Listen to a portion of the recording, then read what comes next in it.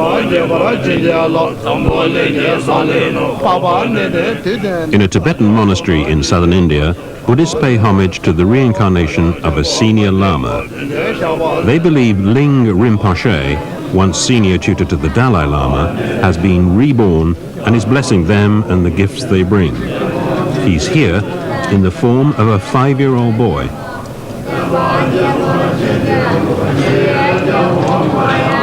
The ceremonies have lasted all day, and in mid-afternoon, this remarkable infant still behaves with the composure expected of a High Lama.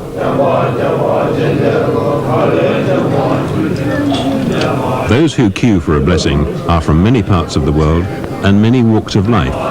They include Richard Gere, the Hollywood film star. For 30 years, scientists have investigated other children who appear to remember previous lives.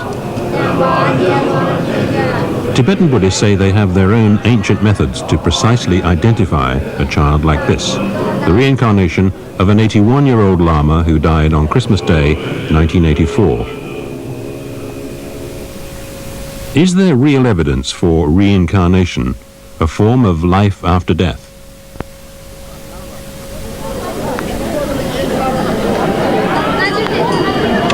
Tibetans believe senior lamas who choose to be reborn can be traced by an ancient formula.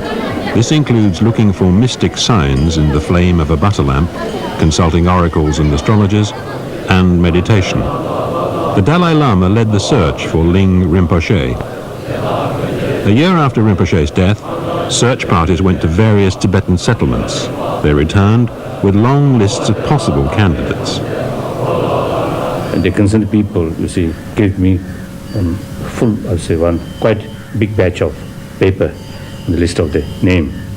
Then, through my own investigation, not there. Then I asked them, not here, even though, you see, more than, I think, 500 or something. Then I told them, oh, it seems not here. That they are disappointed. But then somehow, they again, you see, start to find. Then, near Dharamsala, the place called Beer, one child somehow, you see, they missed. The child was found in this orphanage at Dharamsala. His mother had died, and his father was too poor to support him. The infant was 21 months old. The search party said he appeared to know them. One member was a servant to the dead senior tutor for almost 50 years. Chanda, Chanda, Chanda, Chanda, Sumja, Tashi, Namchite. And the Dinachana Chanda to us.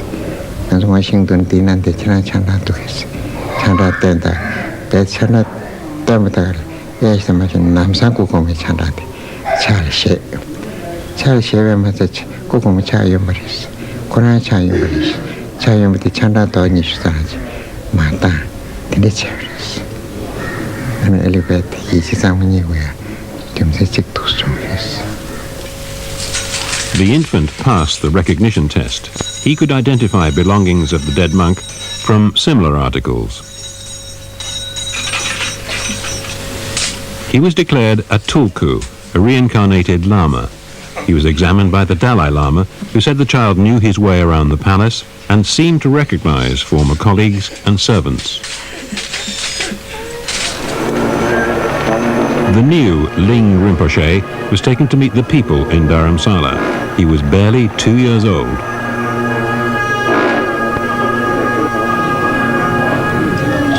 His personality and bearing helped to convince the Tibetans and others that he was truly the reincarnated senior lama.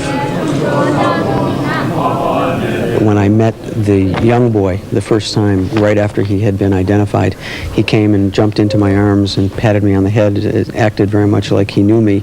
And although I did not believe in reincarnation at the time, or I had no evidence at the time, when I met this young child, I was absolutely certain that it was him, that it was the old man. It felt exactly like it was the old man back again, acting the same way he had acted when I had seen him, which was 7 years before. Today, this child is 5 years old. The orphanage is a distant memory.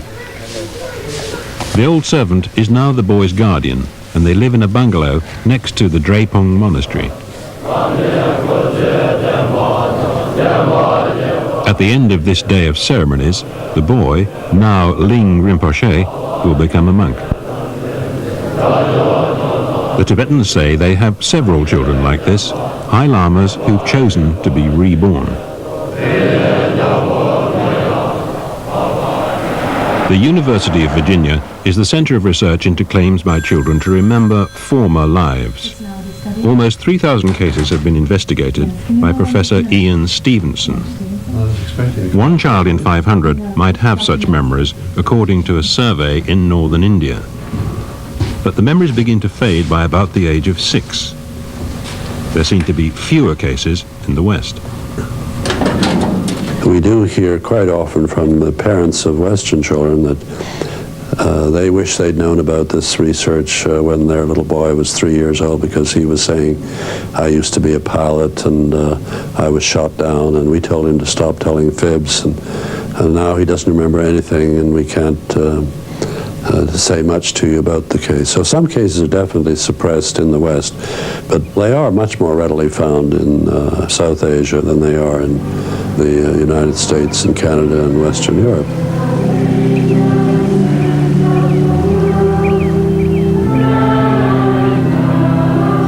In British Columbia, Canada, there are people for whom reincarnation is an ingrained tradition, the North American Indian.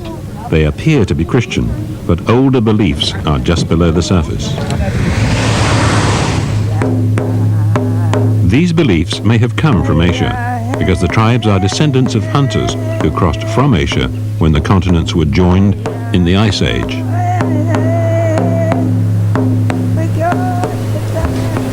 In Canada, Dr. Antonia Mills continues Dr. Stevenson's researches. Some claims of reincarnation involve birthmarks, perhaps corresponding to some injury in a past life. These will be checked against medical records. Dr. Mills has studied cases in other parts of the world. She knows there are differences here. In most tribal groups, the previous personality, the person who is said to be coming back, is closely related to the subject, to the child. And in such cases, it's very difficult to be sure that statements that the child might make are not based on knowledge that the child could learn from its parents speaking about this person. So one has to use a lot of caution in analyzing these cases. Let us pray also for the doctors and nurses and all those who... Among the congregation at Maurice-Town Church is 82-year-old Emma Michelle of the Wet'suwet'en tribe. Mrs. Michelle believes in reincarnation. In this family photograph, she is aged 4. With her is her brother Jimmy, whose battered body was pulled from the Skeena River. His death remained a mystery until years later, when Emma's infant grandson, also called Jimmy, was playing on the floor. The bell in the nearby church began to toll. The boy asked his grandmother why the bell was ringing. Mrs. Michelle said it was because a neighbor was dead. The child asked, who? Donald Gray, I said. Why he died, he said. He hired somebody to kill me that time, that's why I'm died, he says. He hired 3 men to kill me. That's why I'm died too. No, he died, he said, and he laughed about him. The family believe young Jimmy was the reincarnation of his great-uncle. He described in detail how his great-uncle was beaten up and thrown into the river in a dispute over fishing rights. Gaffing the salmon in the Maurice-Town Canyon is as dangerous as it looks, but it's a source of status and wealth. A chief has rights here, and others must move aside. Jimmy Sr.'s right to fish was challenged by Donald Gray. There was a bitter quarrel. Ironically, the reincarnated Jimmy also died in the Skeena River. He fell or was thrown from this cliff. But his death has not ended the cycle of rebirth. There's always a cycle that you can't stop, and this is where the reincarnation fits in. Another of Emma's grandchildren, Nelson, is a pupil at this lecture on the cycles of life. Nelson is believed to be a reincarnation of both Jimmys. His family say that as an infant, Nelson could remember their previous lives.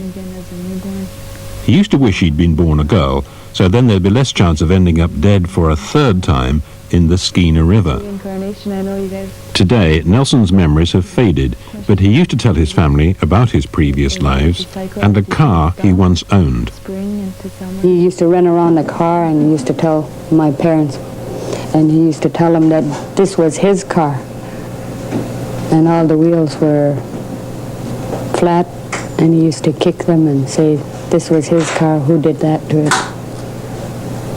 And he was just two and a half. Really little.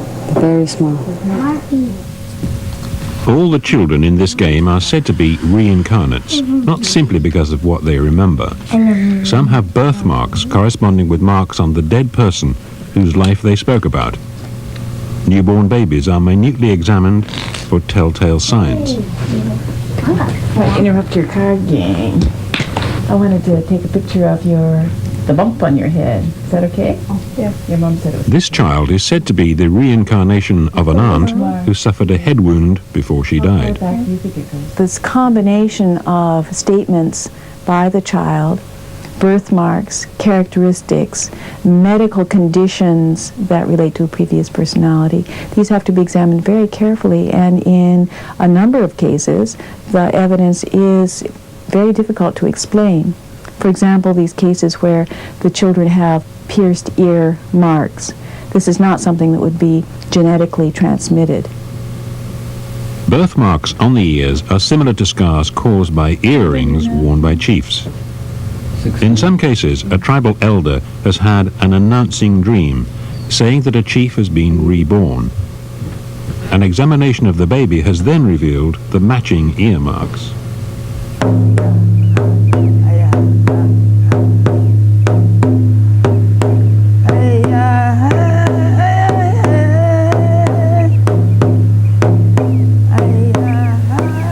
I have not been able to think of an explanation that accounts for the phenomena in these cases other than reincarnation. But what reincarnation is, what is being reincarnated, that's of course still a very large question that's not fully understood.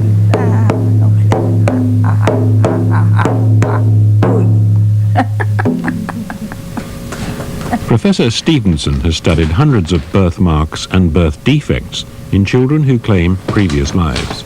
I'm particularly interested in a collection we have about 15 cases where there are two birthmarks corresponding to bullet wounds of entry and exit.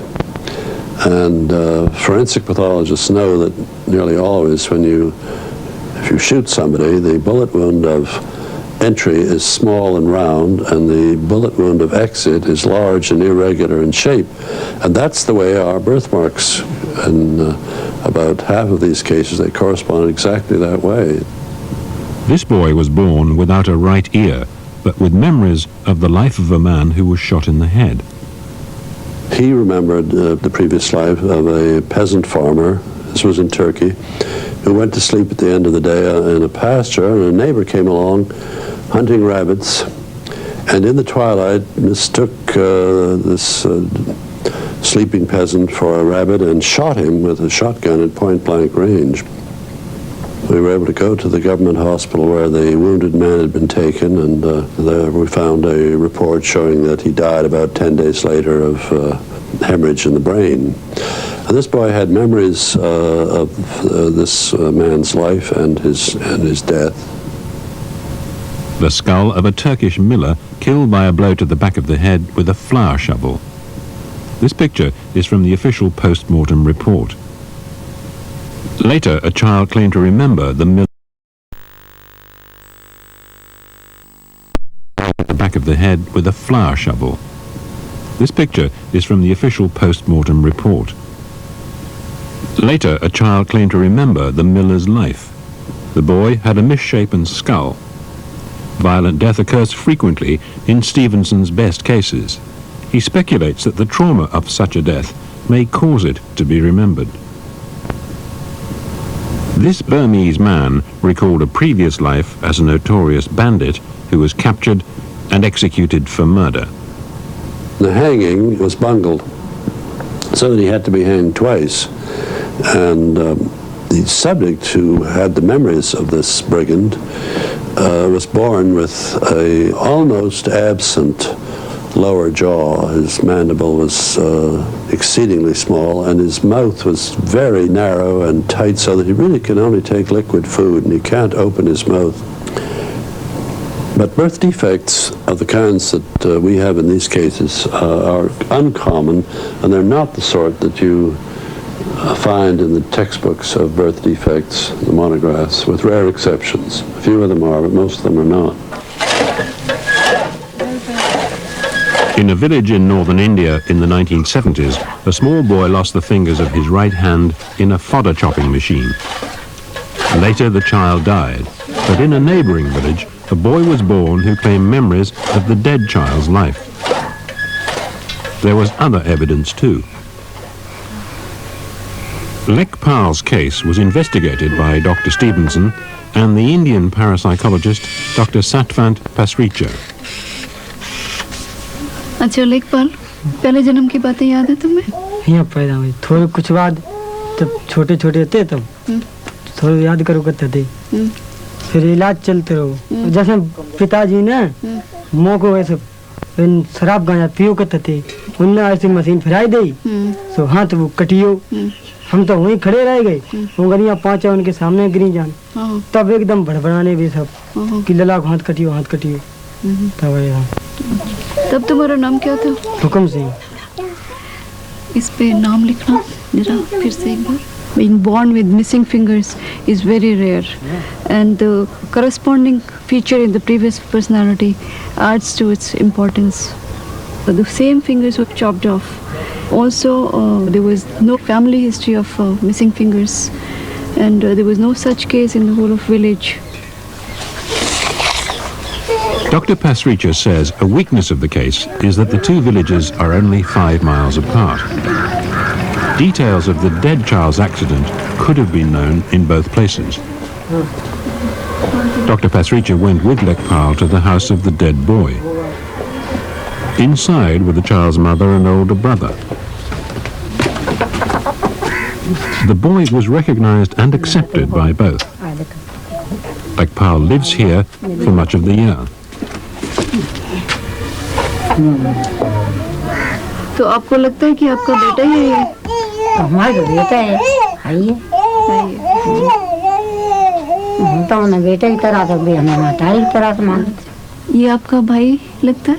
हमारा भाई है। भाई आपका नहीं, भाई तो इस जन्म में तो नहीं आपका ये भाई? इस जन्म नहीं, पिछले जन्म में तो था भाई। अच्छा, तो अभी भी आप इसको भाई मानते हैं? भाई है ही। अच्छा, कैसे यकीन हो गया कि आपका भाई है?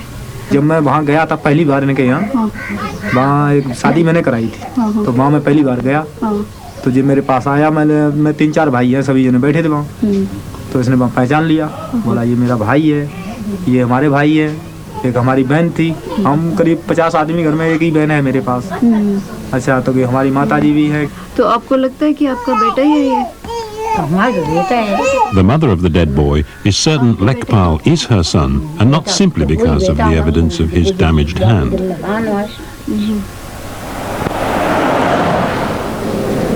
In Bangalore, Dr. Pasricha is an associate clinical professor at one of India's largest mental hospitals.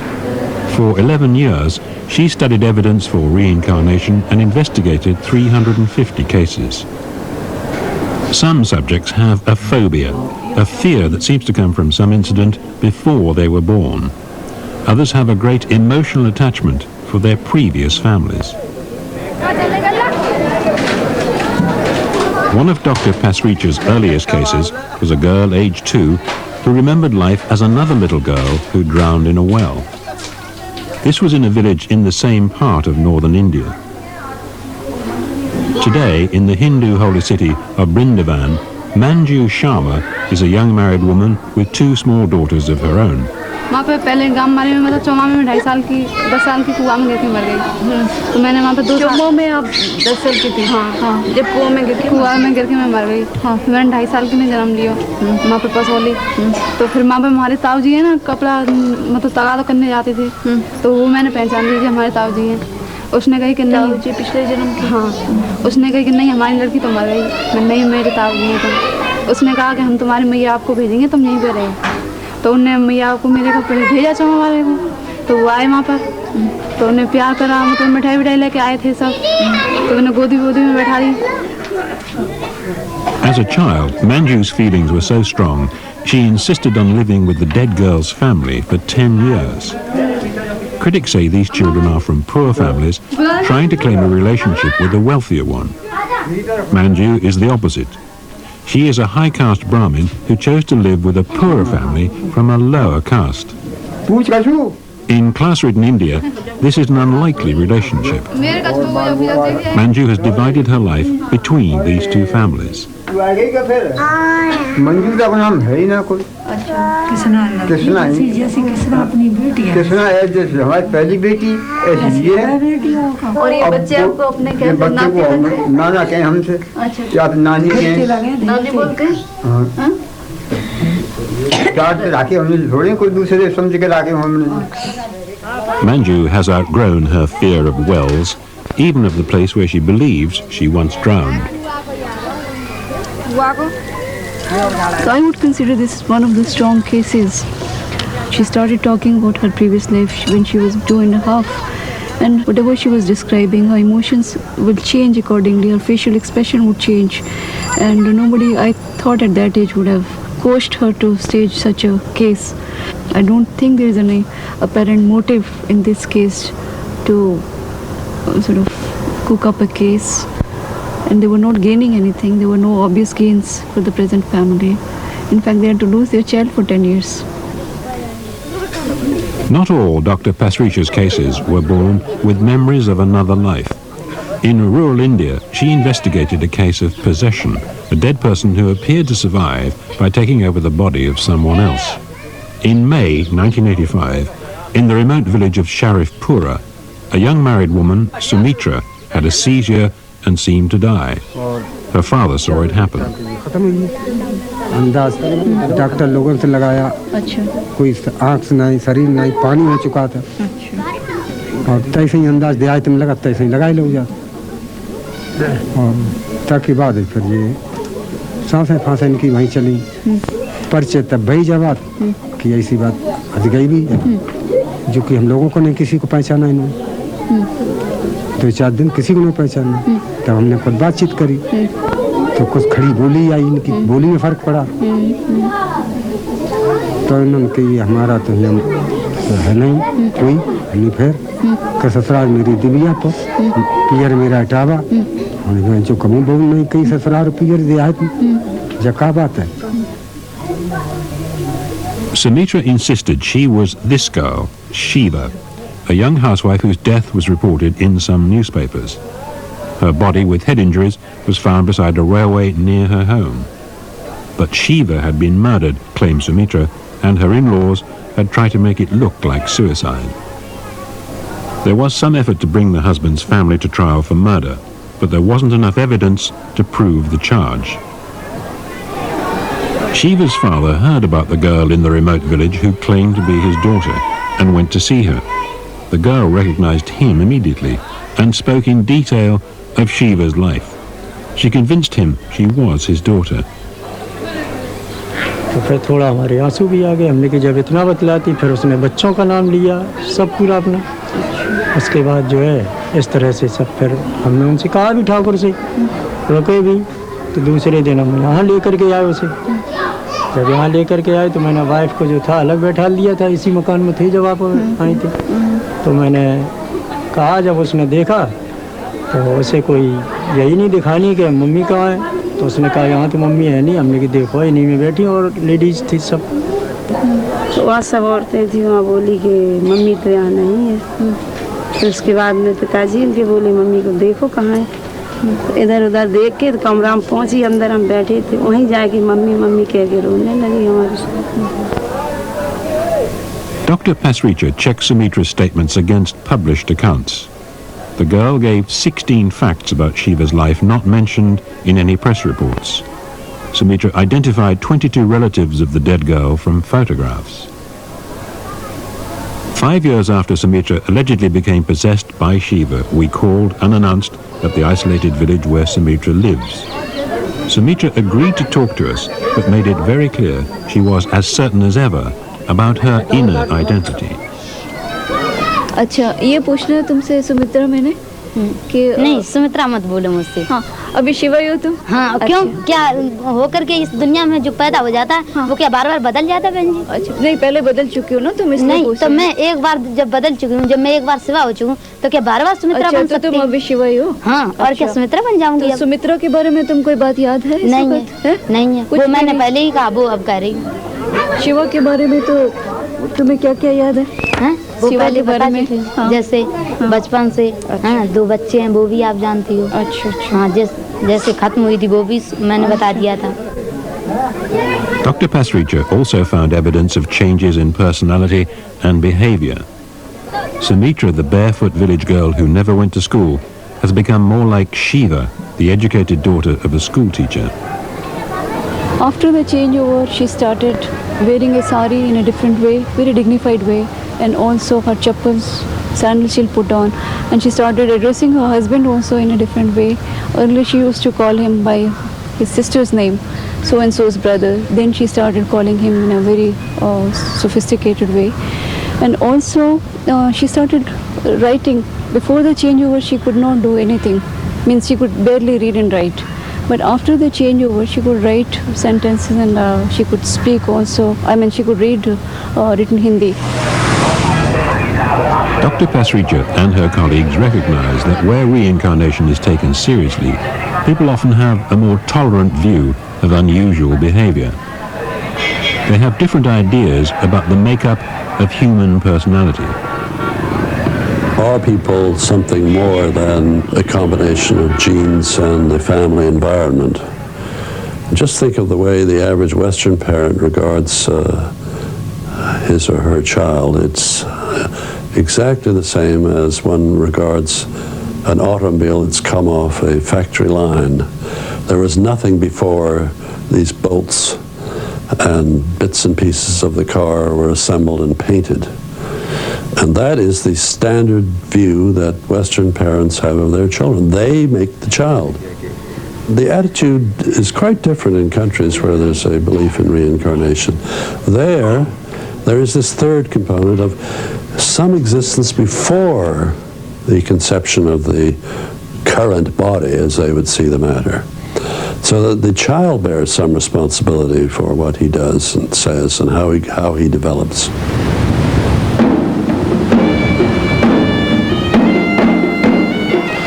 The island of Sri Lanka in the Indian Ocean has provided some of the best cases for researchers.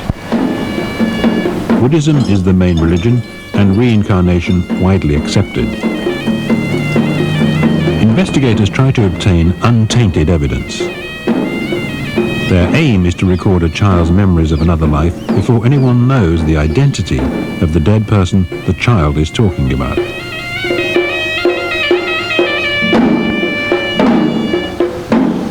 Several important Sri Lankan cases have been investigated by Professor Elenda Haraldsson of the University of Iceland. He's with the Sri Lankan researcher Godwin Samararatne. They've come for a further meeting with 6-year-old Dilukshi. For the past 3 years, this little girl has been talking about a previous life as a small child in a district 70 miles away. A life that ended when she fell in a river and drowned. Lankan cases have been investigated by Professor Elenda Haraldsson of the University of Iceland. He's with the Sri Lankan researcher Godwin Samararatne. They've come for a further meeting with 6-year-old Dilukshi. For the past 3 years, this little girl has been talking about a previous life as a small child in a district 70 miles away. A life that ended when she fell in a river and drowned. Ammai tatai nangi mali. Ammai tatai nangi mali. nangi mali. Dilukshi still remembers another set of parents and brothers and sisters. A Colombo newspaper had published Dilukshi's memories before any previous personality was discovered. The story was read by the father of a dead girl who said Dilukshi's account of a drowning matched the life and death of his daughter, Shiromi. The reporter took Dilukshi to the home of the drowned girl, where she made several recognitions.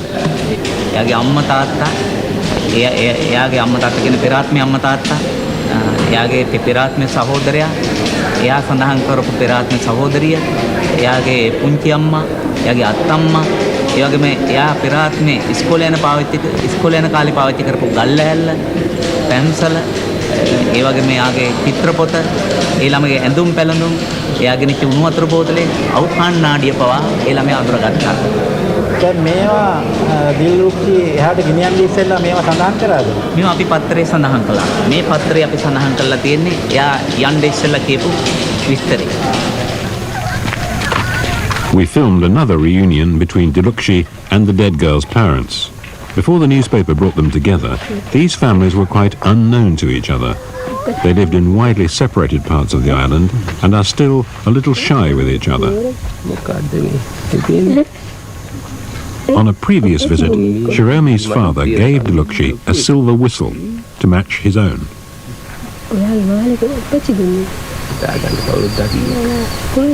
The first time Dilukshi met Shiromi's mother, she said, "Mother, I've come home at last."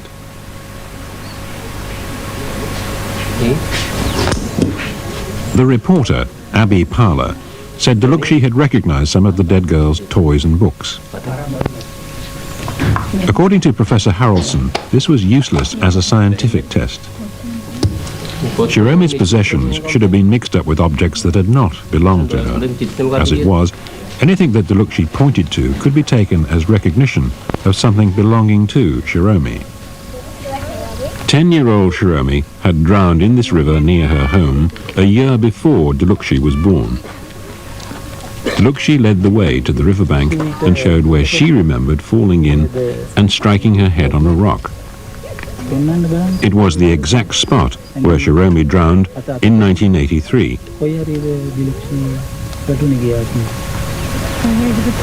When Dilukshi visited here for the first time with the reporter Abby Parler, she identified the same place.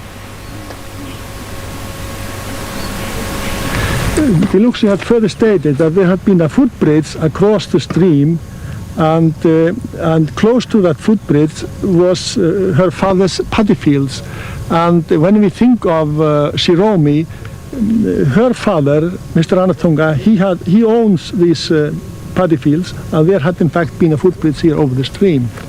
So all these statements concerning the stream, they fit the life of Shiromi. Part of Dilukshi's story was verified during filming. She remembered a shop near Shiromi's home run by a youth known as Thin Boy. The only likely shop had been closed for years. Professor Harrelson stopped to take pictures, but unexpectedly found himself being introduced to someone. So this is the Thin Boy. This is Hin Malay. Yes, who used to have the shop here. What did he sell? A bonus for Professor Harrelson was that the Thin Boy remembered the drowned girl, Shiromi. She used to come into his shop.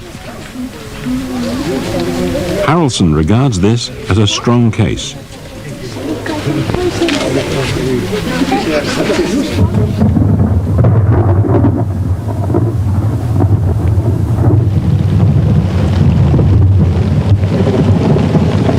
In a tropical downpour in Sri Lanka, a father escorts his daughters home from school.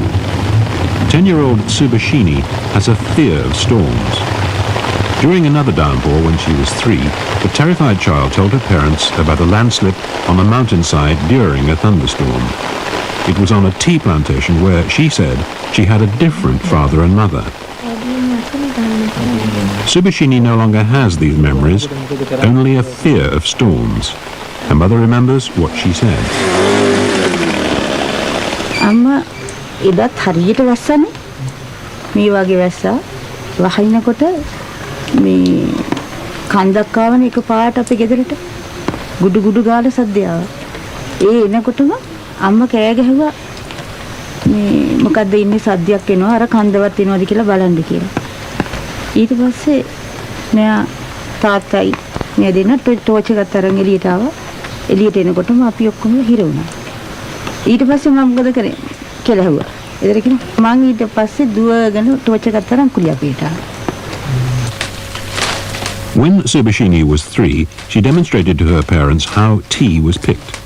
She described the bushes in detail, although none grow where she lives. She said the tea pickers were Tamils, except for her own family of Sinhalese Buddhists. They lived in lines, which her middle-class parents didn't understand.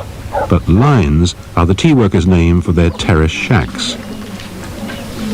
They lived in Gampola, 60 miles away. Stevenson's researchers found there had indeed been a disaster on a tea plantation at Gampola 2 years before Subashini was born.